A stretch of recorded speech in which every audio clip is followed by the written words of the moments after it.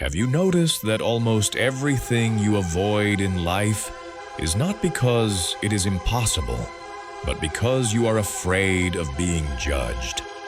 Think about it.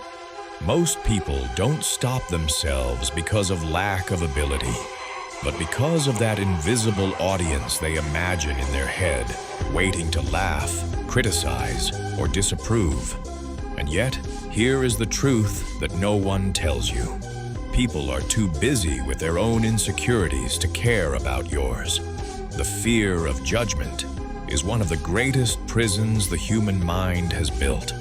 It makes you betray your own desires, silence your own voice, and shrink yourself to fit into expectations that were never yours to begin with. But what if you understood that judgment is not proof of weakness? It is proof of authenticity, because only when you dare to live differently do others even have something to judge. Nietzsche said that the individual must always struggle not to be overwhelmed by the tribe. That struggle is painful because it makes you feel misunderstood, isolated, even arrogant in the eyes of others. But in reality, it is the mark of someone beginning to live with integrity. Jung also saw this.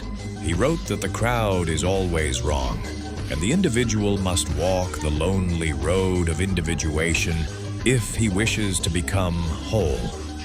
The judgment of others is nothing but resistance to their own stagnation, reflected in your courage. So the next time you fear being judged, remember this: you are not being rejected, you are being revealed.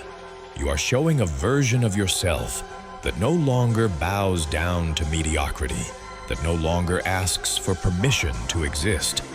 And while this path is frightening, it is also the only path that leads to a mind no one can bend. Because in the end, the fear of judgment disappears the moment you realize that the greatest judgment you will ever face is your own. And when you can look at yourself without shame, the opinions of the world lose all their power.